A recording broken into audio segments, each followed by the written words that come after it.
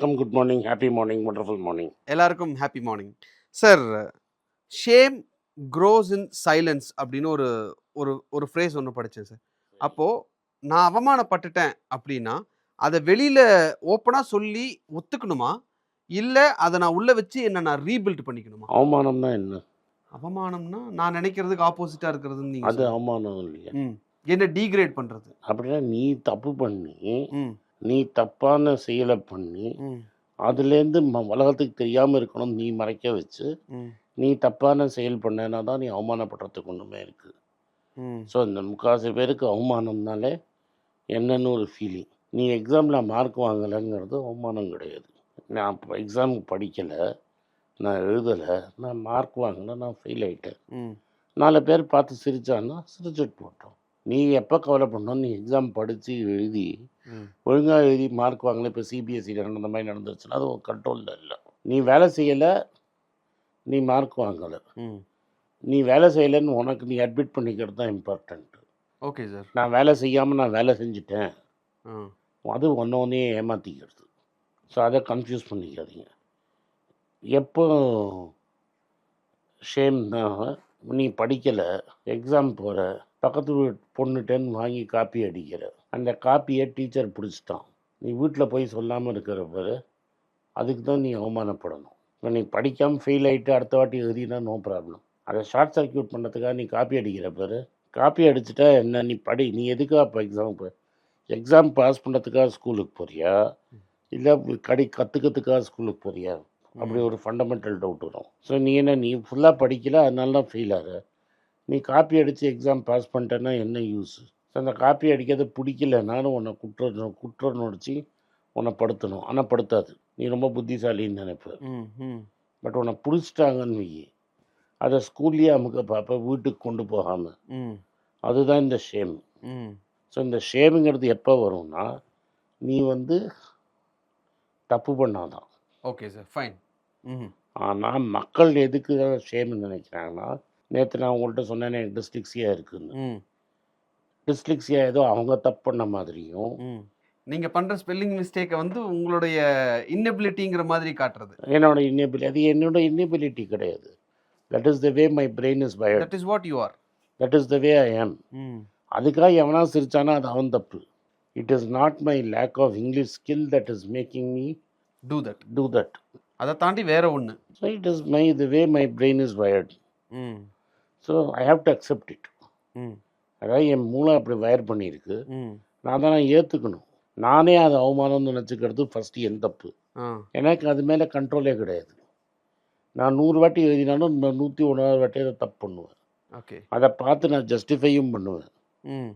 So the correct way is, நான் ஒரு கம்ப்யூட்டரோ இல்லை ஒரு பக்கத்தில் ஒரு ஆளோ ஒரு ப்ரூஃப் ரீடரோ அதை கரெக்ட் பண்ணி கொடுக்கறதுல என்ன தப்பு இருக்குது? ப்ரூஃப் ரீடர்னு ஒருத்தன் எதுக்கு இருக்கான்?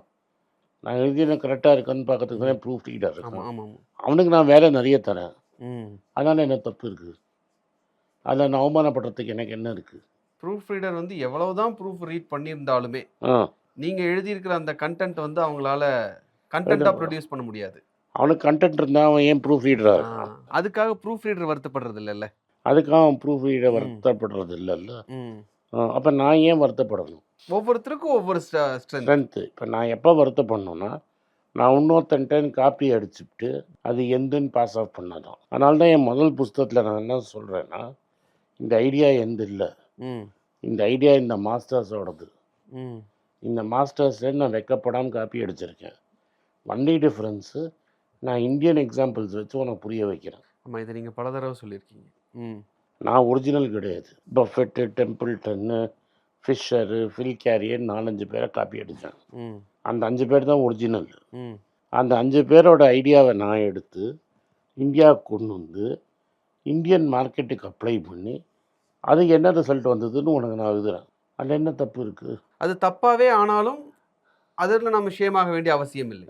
எனக்கு ஷேமே கிடையாது. இல்லை, நான் இப்போ நான் பிஹேவியல் எக்கனாமிக்ஸ் பற்றி ஒரு புஸ்தகம் எழுதியிருக்கேன். டேனியல் கேமன் தான் அதை ஒழுங்காக கண்டுபிடிச்சி எழுதினான். அப்போ நான் டேனியல் கேமனை பார்த்து தான் காப்பி அடிக்க முடியும். அதை நானே சொல்லிடலாம்ல, நான் டேனியல் கேமன் பெரிய ஆளுப்பா, அவர் இங்கிலீஷில் எழுதியிருக்கிறாரு, நம்ம மக்களுக்கு புரியாதுன்னு நினைக்கிறதுனால நான் அது இந்தியன் எக்ஸாம்பிள் எடுத்து போட்டு உனக்காக காட்டுறேன். ம். வேணா படி, வேண்டாட்டா போ. ஆனால் நான் என்ன நான் அதை பற்றி அக்னாலேஜ் பண்ணாமல் நான் ராவோட ராவா கொரியன் படத்தை காப்பி அடிச்சு அது நான் ஒரிஜினலாக எழுதின ஸ்கிரிப்டுன்னு காப்பி எழுதி புரியுதா? ம். அந்த காலத்தில் இருக்கும். ஜேம்ஸ் ஹாட்லி சேஸ் படத்தை காப்பி அடித்து தமிழில் எழுதிட்டு ம். இவன் ஏதோ ஒரிஜினலாக எழுதின மாதிரி இருப்பான். அந்த மாதிரி ஒரு விமர்சனங்கள் வைக்கப்படும் போது அவமானப்படலாம்.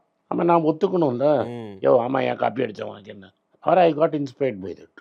அதை ஒத்துக்கிற மனப்பான்மை இல்லாதவங்க ஒரு அவமானப்படுவாங்க. பெரிய டைரக்டர் இங்கே வந்தார். ம். ம். இன்னைக்கு தமிழ்நாட்டில் பேசப்படக்கூடிய பெரிய டைரக்டரில் ஒருத்தர் வந்தார். ம். நீ உட்காந்துன்னு இருந்த இன்னைக்கு. நான் அவர்கிட்ட பேசும்போது ரோமன் ஹாலிடே பற்றி பேசுகிறேன். அவர் எனக்கு தெரியாதுன்னு ஒத்துக்கிறார்ல. அதனால அவமானப்படத்துக்கு என்ன இருக்குது? எனக்கு ரோமன் ஹாலிடே தெரியாதுப்பா. ஆட்ரி ஹெப்பர்னோட படம் எனக்கு தெரியாது. எனக்கு தெரியணும்னு அவசியம் கிடையாது. கிடையாது. நான் படம் எடுத்தேன், அந்த படம் பெரிய ஹிட்டு. ம். ஆட்ரி ஹெப்பர்ன் இருந்தால் எனக்கு என்ன, ஆட்ரி ஹெப்பர்ன் இல்லாட்டா எனக்கு என்ன, ரோமன் ஹாலிடே எனக்கு தெரிஞ்சால் என்ன, எனக்கு தெரியாட்டா என்ன. ம். ம். ம் ரைட் சார். ஸோ ஷேம் அப்படிங்கிறது நம்ம மைண்ட் செட்டை பொறுத்தது. அகேன் அண்ட் அகேன் மற்றவன் என்ன நினைப்பான். ம். நீ ஒரு தப்பு பண்ணிட்டேன்னா கூட பண்ணிட்டேல்ல, ம். ஒத்துன்னு போ. ஒத்துட்டா அது ஷேம் கிடையாது. அதான் ஷேம். Well done. அங்கிருந்து we start again. We start again. Okay sir. Thank you sir. நன்றி, வணக்கம்.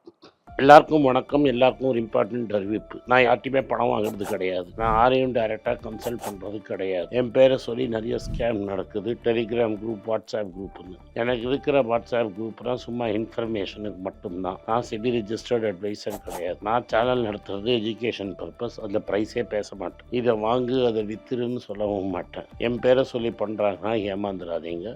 நன்றி, வணக்கம். எல்லாருக்கும் வணக்கம். குழந்தைங்களுக்காக ஃபைனான்ஷியல் லிட்ரஸி, மணி ஃபார் நத்திங்னு 2வது பார்ட்டு. அண்ட் இதில் வந்து செக் எழுதுறது எப்படி, டெபாசிட் ஸ்லிப் எழுதுறது எப்படி, பணம் எப்படி வந்தது, பார்ட்டர்லேருந்து டிமானிட்டைசேஷன் வரைக்கும் எல்லாத்தையும் கவர் பண்ணியிருக்கோம். உங்கள் குழந்தைங்க அப் டு ஏஜ் 10, 12க்கு ரொம்ப யூஸ்ஃபுல்லாக இருக்கும். இந்த புக் இப்போதைக்கு ஒரு ஸ்பெஷல் ப்ரைஸில் 450 ரூபாய்க்கு கொடுக்குறோம். இதை யூஸ் பண்ணிக்கங்க. நன்றி, வணக்கம். moneypage.com வெப்சைட்டை சப்ஸ்கிரைப் பண்ணுங்கள். ஒரு வாரத்துக்கு 4 ப்ரீமியம் ஆர்டிக்கலும் ஃப்ரீ ஆர்டிகல்ஸ் ஒரு 10லேருந்து 15 நாங்கள் போடுறோம். இது சப்ஸ்கிரிப்ஷன் ஒரு மாதத்துக்கு 99 ரூபா தான். இங்கே சொல்கிற கான்செப்ட்ஸை கிரேட்டாக எக்ஸ்பேண்ட் பண்ணி போடுறோம். நீங்கள் படிச்சிங்கன்னா உங்களுக்கு யூஸ்ஃபுல்லாக இருக்கும். நன்றி, வணக்கம். வணக்கம்.